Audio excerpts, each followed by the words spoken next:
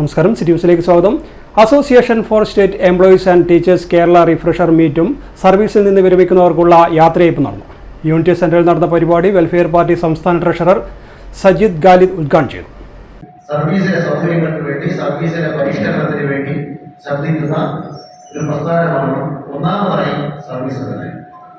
രണ്ടാമതായി നമ്മൾ ഉയർത്തുന്ന രാഷ്ട്രീയത്തിന്റെ സ്ഥാപനത്തിന് വേണ്ടിയിട്ടുള്ള നീക്കം. സർക്കാർ ജീവനക്കാരുടെ ഒരു പ്രശ്നം, ഇപ്പോൾ ഒരാൾ EWS എതിരാണ് എങ്കിലും അദ്ദേഹം ഒരു വില്ലേജ് ഓഫീസറാണെങ്കിൽ EWSന്റെ സർട്ടിഫിക്കറ്റ് ചോദിച്ചാൽ കൊടുക്കാൻ ബാധ്യതരാണ്. എല്ലാ നിയമങ്ങളും, ഭരണകൂടം സൃഷ്ടിക്കുന്ന എല്ലാ നിയമങ്ങളും നടപ്പിലാക്കാൻ ബാധ്യസ്ഥരാണ്, അതിന്റെ കൈകാര്യകർത്താക്കളാണ് സർക്കാർ ഉദ്യോഗസ്ഥർ എന്നിരിക്കും. ആശയപരമായി പ്രത്യേകിച്ച് നിയമങ്ങൾ തന്നെ നിർമ്മിക്കുന്നതിൽ തന്നെ വലിയ പങ്ക് വഹിക്കുന്നവർ കൂടിയാണ് സർക്കാർ ഉദ്യോഗസ്ഥർ എന്നത് വളരെ പ്രധാനപ്പെട്ട കാര്യം.